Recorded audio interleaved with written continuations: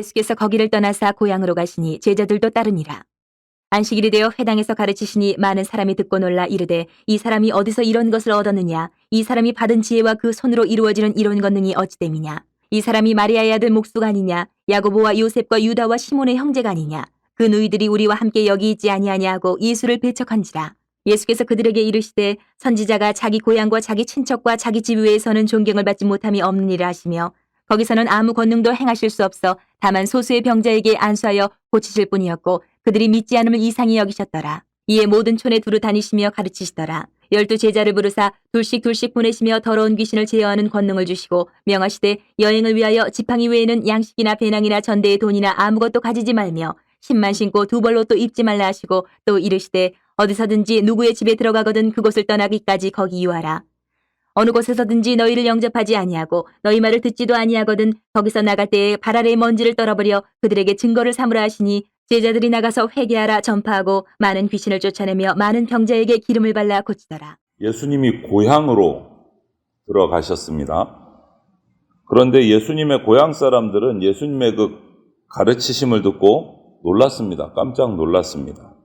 그런데 그럼에도 불구하고 그들의 반응은 예수님을 그리스도로 인정하지 않았어요. 그리고 그것으로 끝난 것이 아니고 오늘 말씀을 보니까 예수님을 배척했다. 이렇게 얘기하고 있어요. 배척했다. 편견, 완악한 마음, 이것 때문에 예수님을, 진리를, 복음을 배척한 겁니다.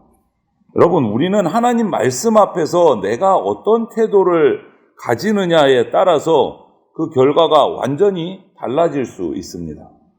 완악한 마음이 아니고 오늘 우리가 겸손한 마음을 품고 하나님 말씀 앞에 서야 됩니다. 그래서 오늘 이 모습을 보면서 본문에서 복음, 은혜를 누리는 사람과 복음을 배척하는 사람들의 모습을 우리가 한번 비교하면서 살펴보면 좋겠습니다. 먼저 1절에서 6절을 보면 복음을 배척하는 사람들의 모습의 그 특징들을 우리가 살펴볼 수 있을 것 같아요. 예수님이 다시 고향으로 돌아와서 회당에서 복음을 전하시고 가르치셨습니다. 많은 고향 사람들이 나와서 예수님의 가르침을 듣고 2절에 보니까 놀랐다 이렇게 돼 있어요. 예수님의 가르치시는 것이 그 당시에 율법학자라고 하는 그 바리새인이나 서기관들과는 달리 영적인 신적인 권위가 나타나기 때문에 놀란 거예요.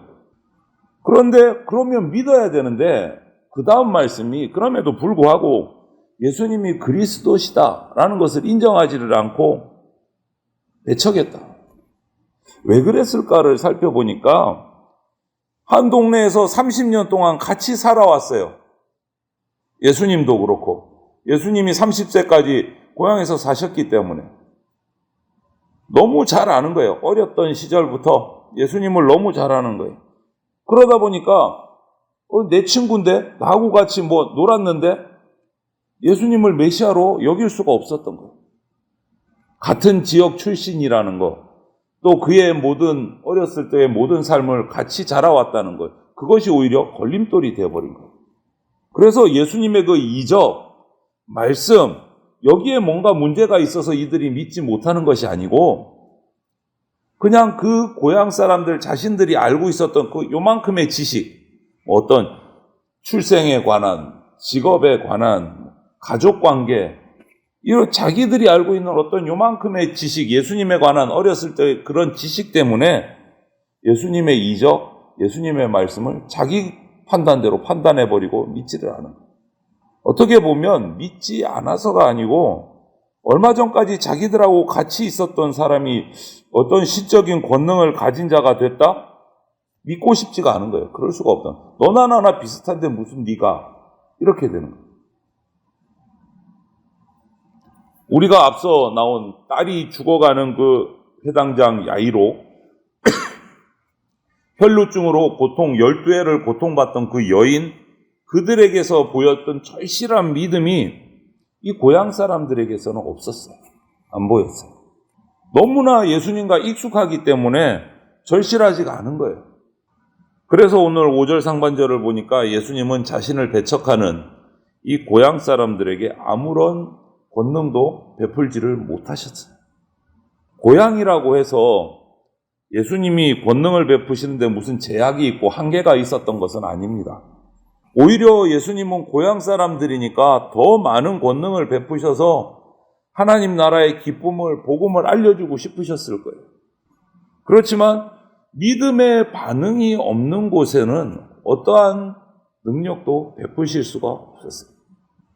주님의 능력에는 관계가 없지만 사람들이 주님을 믿지 않기 때문에 아무런 역사도 일으키시지를 못한 거예요.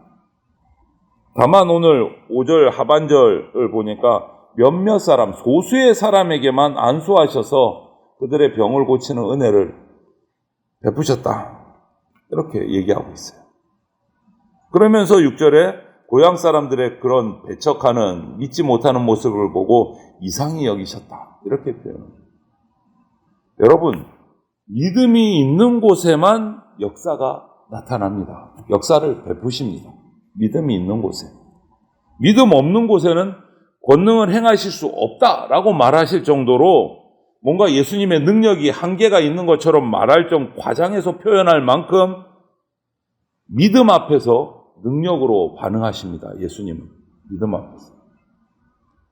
그렇다면 여기서 이 장면을 보면서 고향에서 예수님께서 복음을 전하시고 사람들이 배척하고 믿지 않고 거기에 이상히 여기시고 이런 장면을 통해서 우리가 깨달을 수 있는 것은 지금 저와 여러분들이 기도하고 간구해야 될 것은 하나님 내게 능력을 부어주십시오가 아니고 이걸 좀 바꿔야 될 것 같아요. 하나님 내게 믿음을 회복시켜 주십시오. 이렇게 좀 바뀌어야 되지 않을까? 우리의 간구가. 우리의 믿음이 확실하다면 그 믿음에 예수님께서는 반드시 반응하셔서 역사를 일으키시기 때문에 우리의 간구는 하나님 내 믿음을 회복시켜 주십시오로 바뀌어야 될 것 같아요. 우리가 믿음이 있으면 예수 그리스도의 능력은 나타납니다. 이것이 배척하는, 복음을 배척하고 은혜를 받지 못하는 사람들의 특징이에요. 뭔가 익숙함 때문에 자기의 작은 어떤 지식 가지고 예수님의 이적도 판단하고 복음도 판단하고 예수님의 능력도 판단해버려서 그 복음을 배척하는 거예요. 자기 지식으로, 자기 판단으로. 이것이 은혜 받지 못하는 사람의 모습이다. 영적인 능력을 우리가 원한다면 적극적인 믿음, 간절함이 있어야 돼요. 해당장 야이로처럼 12의 혈루병 앓았던 이 여인처럼 간절한 믿음이 있어야 돼요. 그 옷자락만 만져도 내가 낫겠다라는 간절한 믿음이 있습니다.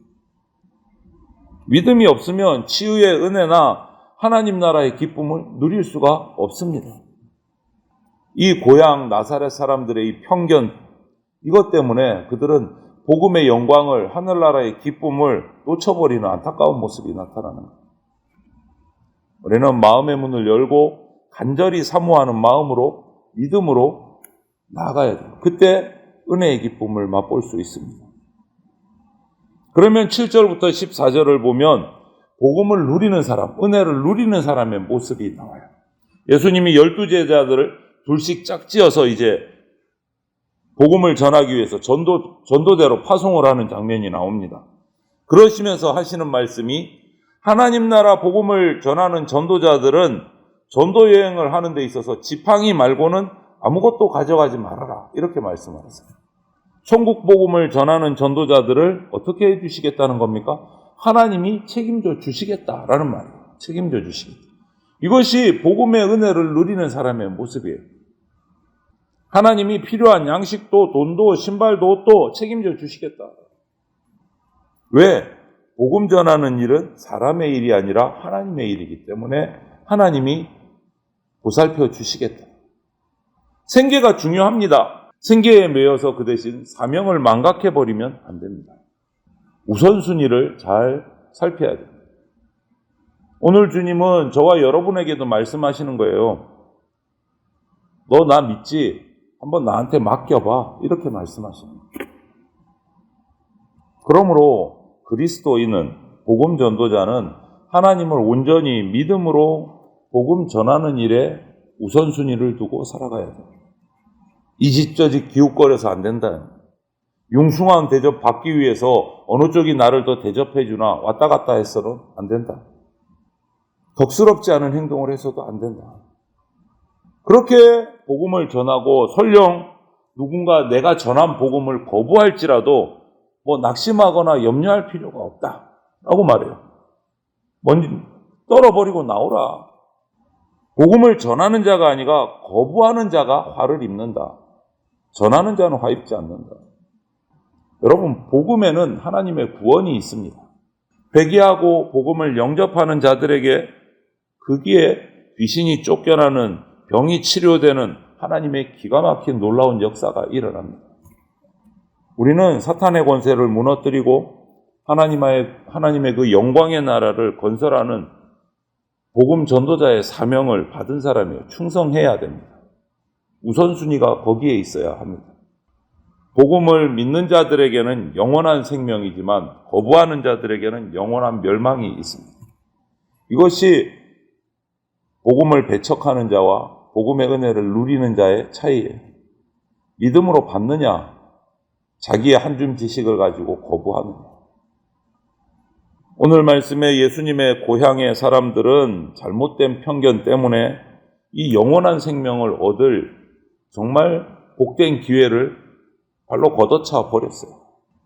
오랜 세월 가까이서 예수님을 보면서 살아온 사람들이지만 자기들 입장에서는 그랬을 겁니다. 누구보다 예수를 내가 더 잘 아는데 30년을 같이 자라고 봐왔는데 내가 예수를 모르겠냐, 이렇게 하지만 정작 예수님을 바로 알고 믿고 깨달아야 할 그때 그분을, 그리스도를 거부해버리는 이 어리석은 모습이 나타났어요.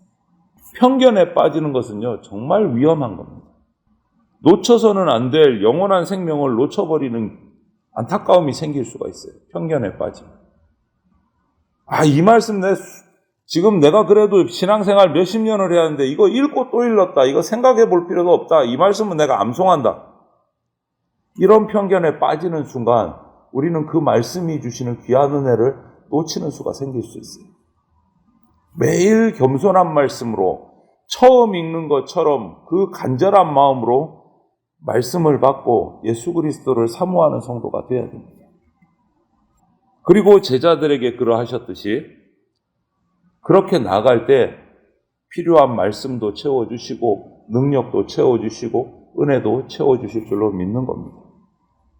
오늘 하루 저와 여러분들이 살아가는 그 삶이 사람들 앞에서 천국의 모델하우스, 천국의 출입문이 되는 삶을 저와 여러분들이 살아갈 수 있기를 바랍니다. 우리의 우선순위는 복음의 전도자입니다. 그것보다 내 삶에 우선되는 것은 없다라는 것을 기억하시고 오늘 하루도 복음의 전도자로서 복음의 은혜를 맛보고 누리는 자로서 복된 삶을 살아갈 수 있게 되시기를 주님의 이름으로 축원을 드립니다. 아멘.